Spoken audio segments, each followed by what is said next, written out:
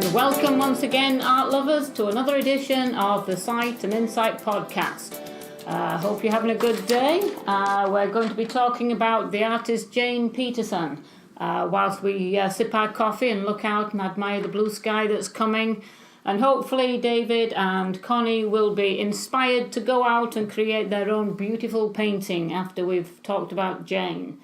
I think she's a fascinating artist. We included some of her paintings in the show Strokes of Genius, Women Artists of New England, that was hosted by Rockport Art Association and Museum a couple of years ago.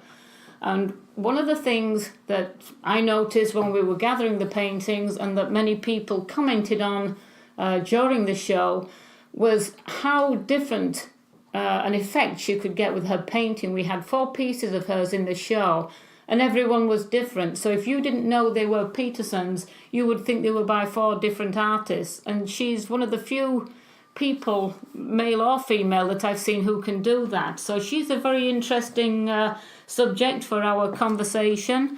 And before I turn it over to get the artistic opinions of Connie and David, just give you a bit of background on Jane Peterson, because I think she's one of those unusual women.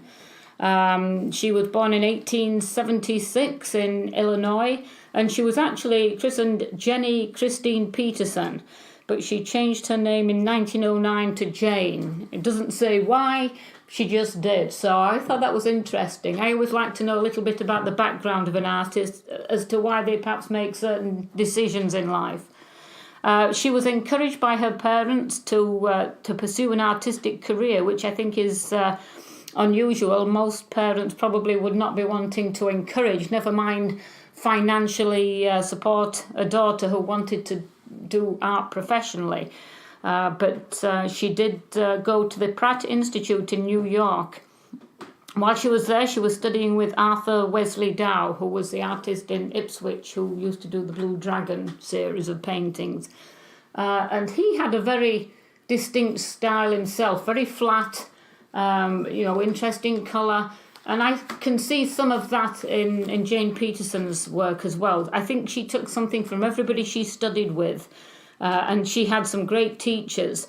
She studied in New York at the Art Students League with Vincent DuMond, and eventually began teaching watercolour at the Art Students League and became the drawing supervisor of the Brooklyn public schools. Interesting how many women went into teaching, but went into teaching in the public schools. It was obviously a way of making a living and still keeping their interest in art. She did do the Grand European tour to extend her art education, and she studied with Frank Brangwyn in Venice and London, Joaquin Sorolla in Madrid, and then Jacques Blanche and Andrew Laude in Paris. I think from those, I definitely see Sorolla-like work in some of her paintings. Apparently he used to get her to do a painting, and then as she was working, he made her work very quickly to get those first impressions, and she would do these small pieces. Okay, you finished, start another one, get that quick effect of light. That was the whole idea. And you can certainly see some of those Sorolla-like strokes in there. So she was in Paris at the time that Impressionism was coming out, and Fauvism, Expressionism. She was there in the centre of the art world at that time, and with all the artists, Picasso, Matisse, and Cézanne, Monet.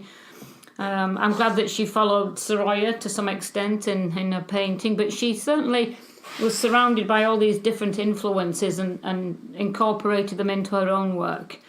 I think one critic said in 1910, Peterson's lines, colours and designs were not as autonomous as the Impressionists had been, and she developed works which showed more self-awareness and emotional expression, which I think is the right thing. All artists should be working from their own inner core when they're doing things.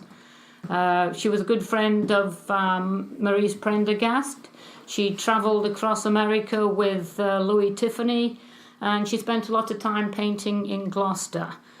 Some of those Gloucester paintings are fabulous. I think those are some of her best pieces. The colour and the chroma is fabulous. However, that's enough for me. I'm sure you're sick of listening to me rambling on, so let's go over to who wants to take. Okay, let's go to David first. And what did you meet Jane Peterson? Well, I didn't meet her. I was a little boy. My dad was associated with the North Shore Art Association, and I think he would, cart me around to these art associations. I think it was a board meeting, and I was sat in the back, and they were reading the treasurer's report, and I think this elderly woman in the first row started asking a lot of questions about the figures and the numbers, which my father was the treasurer, so I was paying attention to the questions she was asking. But she was a very earned member. I think it was 1963, 62, something like that. In those days, obviously an elderly woman. But I think also, too, I became more aware of her work when the North Shore, many years after, had a little retrospective show, maybe 30 or 40 paintings in the upper gallery of Jane Peterson's. It's a shame, probably, there's no catalog to survive, like a lot of exhibits that have taken place in the 50s, 60s, 70s. It's kind of a shame that we don't have catalogs. And I know now when we do these retrospective shows, Judy, you're responsible for a lot of the catalogs being done on these artists. And I think it's a vital importance to catalog these works. Well, it's much easier to do them now. You can do them economically, whereas prior to this, everything had to be done, and it was an expensive method of printing. But most people don't want to know much about the artist. They just want to see pictures from the exhibition so they can remember them. Right. And that's okay too. But to me, when I look at any kind of painting, I'm always interested in what goes on behind. What makes an artist choose some of his decisions. I agree. And when you read off all of her instructors, she was very well trained. She had some great instructors, and they were very contemporary instructors, meaning that they had accepted the idea of Impressionism was relatively new at the time. She was seeing these people. Arthur Dow really stressed the idea of the Notan was his book. The gentleman who went up to forgot his name. You mentioned his name. Art Students League. Oh, Frank DuMond. Vincent DuMond was one of the great teachers. Really taught the basics, and did a summer landscape painting course in Vermont. For the Art Students League, and then Sorolla, to be influenced by Sorolla, and you really see it in her color. Yeah. And I can't think of anybody who epitomizes when I look at a Sorolla and look at any other painter who might have said, I really champion Sorolla, and I see people today. But she really understood the color aspect of what Sorolla was seeing out of doors. And I think Sorolla is one person that says, you have to, a studio is a good place to park your car, but it's if you want to paint. And he even did portraits out of doors in bright sunlight.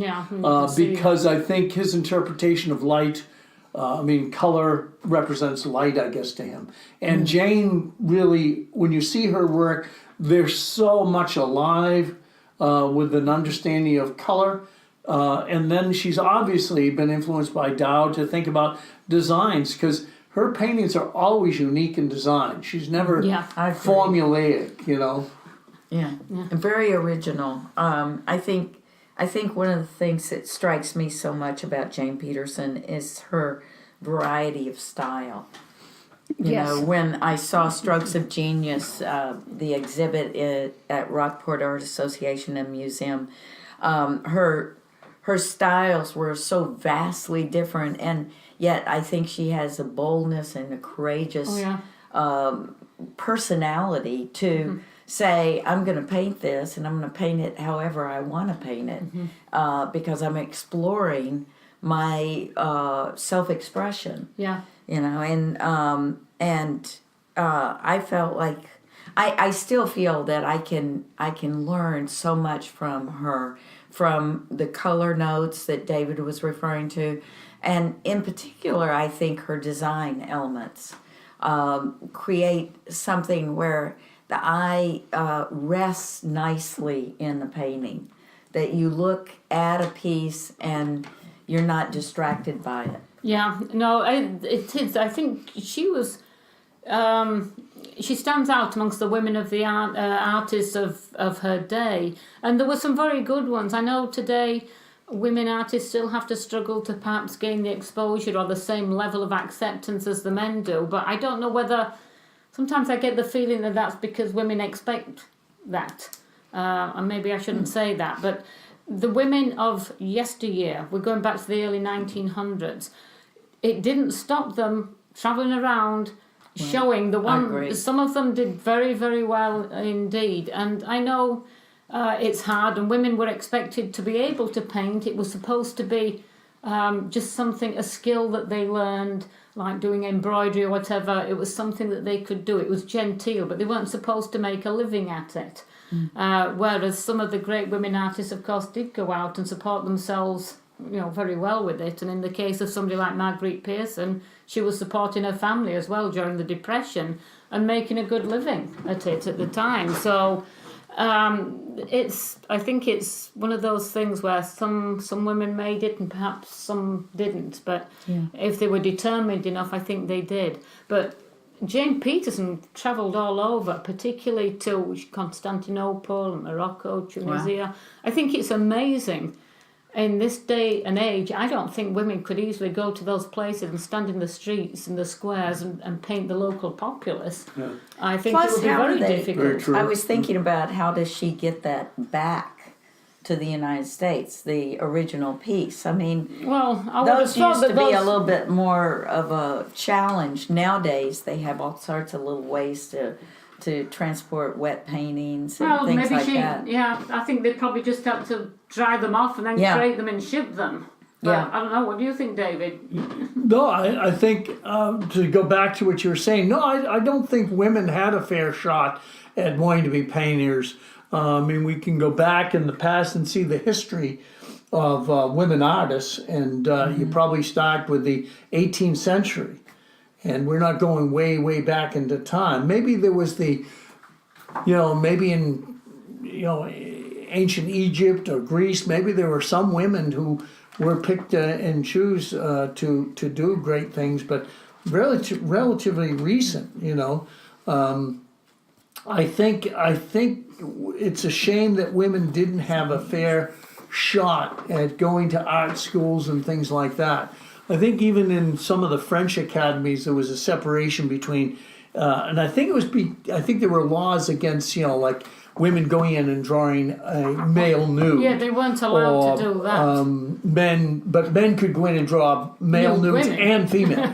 Right. There were little odd things that were cropped up like that, but certainly when you champion, we talked I think earlier this spring about Gertrude Fisk.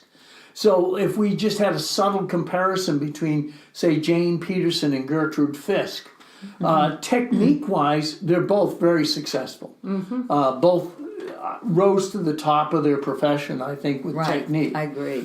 I think, though, Jane has flavored her paintings with what you were talking about, with her travels. Yeah. And she seems more outgoing, more open-ended, open-minded. I don't know, there's a quality in her work that looks very free and not held to confines of culture or the day of or that sort of thing. I think you mentioned in the Women Artists show that Rockport had, Connie, that there were 3 Jane Petersons, and you would never know. They were all different. Yeah.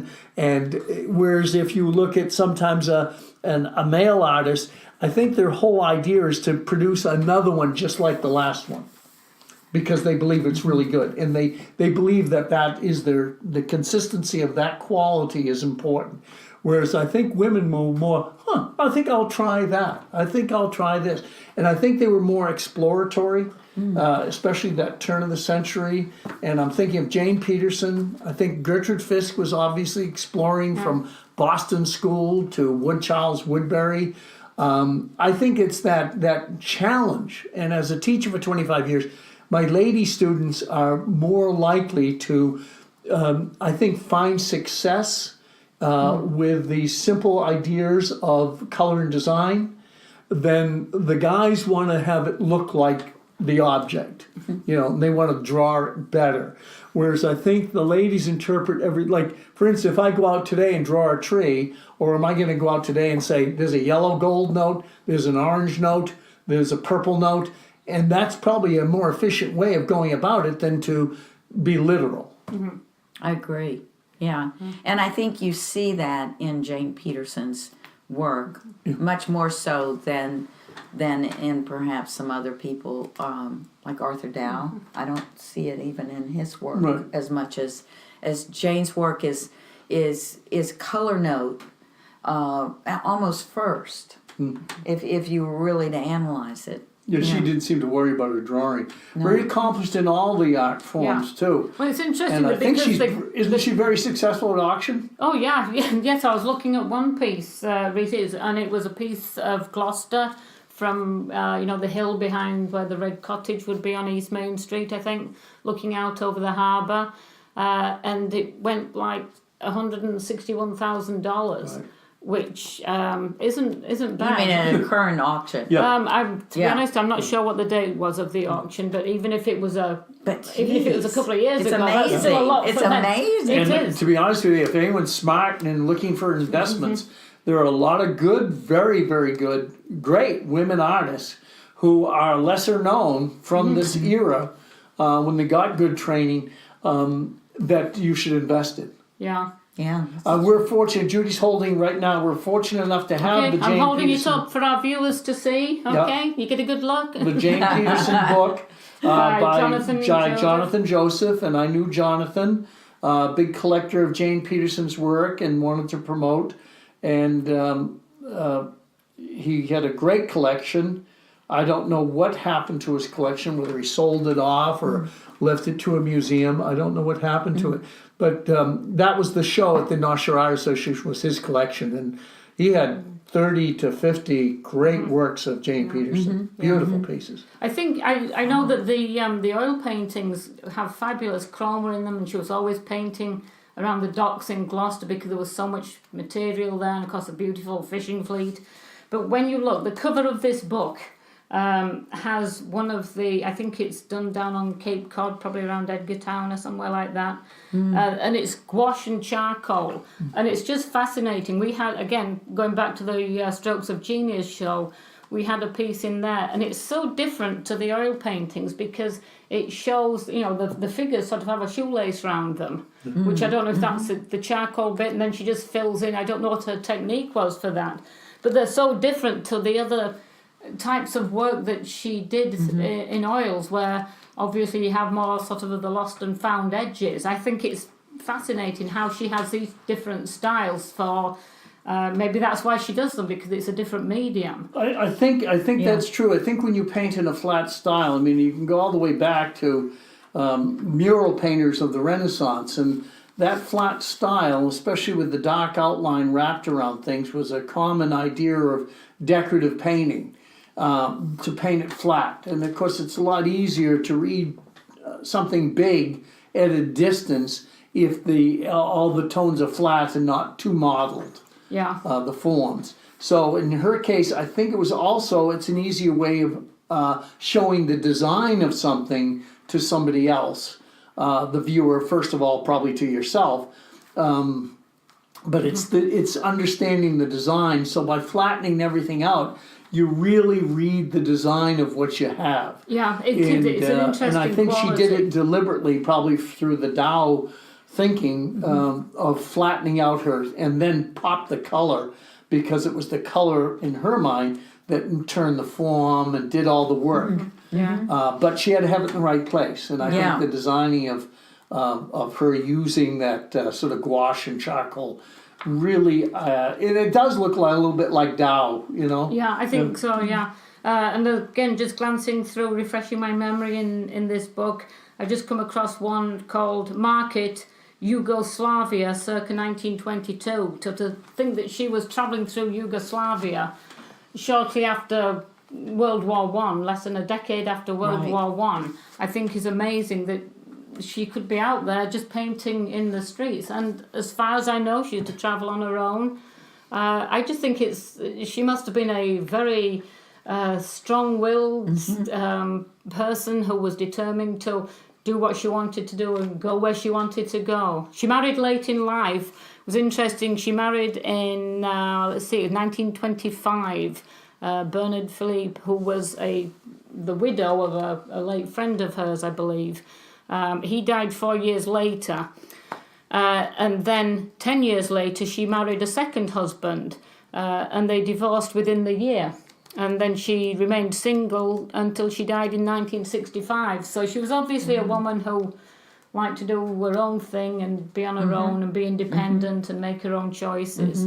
And maybe, it's sad that a woman has to make that choice to be a great artist rather than have a domestic side with family. Anyway, we've come to the end of another conversation.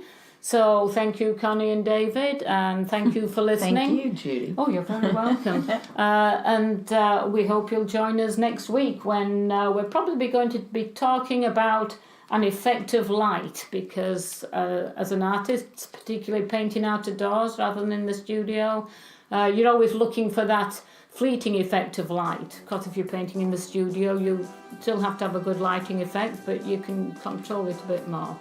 However, I'm beginning to babble, so it's time for another cup of coffee. So I'll say thank you, goodbye, and hope to have you join us next week.